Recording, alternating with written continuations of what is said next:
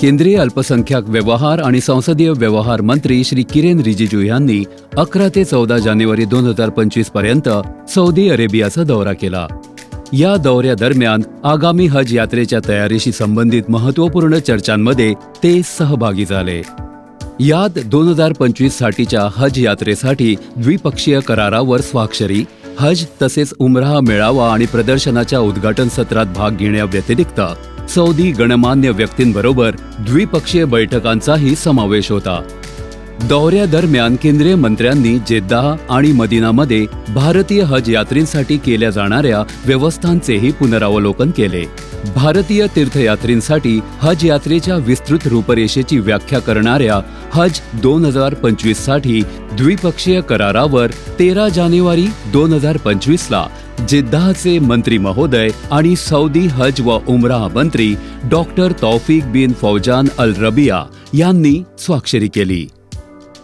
ज्यानुसार भारतासाठी 1,75,025 चा कोटा निर्धारित केला गेला आहे. केंद्रीय मंत्र्यांनी जेद्दाहमधील सौदी अरबच्या हज आणि उमराह मंत्रालयाद्वारे आयोजित हज आणि उमराह संमेलन आणि प्रदर्शनाच्या चतुर्थ संस्करणाच्या उद्घाटनात भाग घेतला.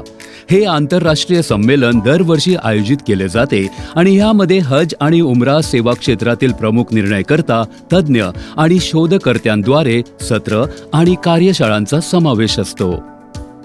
श्री किरेन रिजिजू यांनी सौदी अरबचे हज आणि उमराह मंत्री डॉक्टर तौफिक बिन फौजान अल रबिया यांची भेट घेऊन हज 2025 साठीच्या तयारींवर विस्तारपूर्वक चर्चा केली.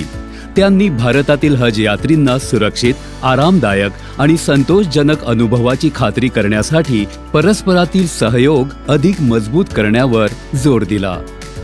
मंत्री महोदयांनी रियादमध्ये सौदी अरबच्या वाहतूक आणि रसद सेवा मंत्री इंजिनियर सालेह बिन नासिर अल जस्सर यांची पण भेट घेतली.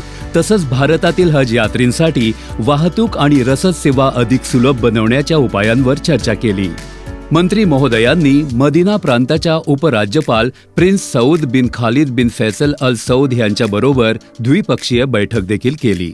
आपल्या दौऱ्यादरम्यान मंत्री महोदयांनी भारतीय हज यात्रींसाठी वाहतूक व्यवस्था, प्रशासकीय व्यवस्था आणि आरोग्य सुविधांसह इतर व्यवस्थांचा व्यापक आढावा घेतला. मदिनामधील भारतीय हज यात्रींच्या कार्यालयालाही त्यांनी भेट दिली. त्यांनी जेद्दा आणि मदिनातील विमानतळांवरील हज टर्मिनललाही भेट देताना तीर्थयात्रींच्या आगमन आणि निर्गमन तसेच सामानाच्या हाताळणीसाठी उपलब्ध सुविधांचेही पुनरावलोकन केले. भारत आणि सौदी अरब दरम्यान धोरणात्मक भागीदारी आहे, ज्याची मुळे सखोल ऐतिहासिक आणि सभ्यते अंतर्गत संबंधांमध्ये आहेत. हज यात्रा द्विपक्षीय संबंध आणि दोन्ही देशांमधील भक्कम लोक संबंधाचा एक महत्त्वपूर्ण पैलू आहे. श्री किरेन रिजिजू यांची सौदी अरब यात्रा दोन्ही देशांमधील वाढत्या संबंधांमधील एक महत्त्वपूर्ण प्राप्ती आहे आणि आपल्या संबंधांना अधिक सखोल करण्याच्या दिशेने दोन्ही देशांची कटिबद्धता दर्शविते.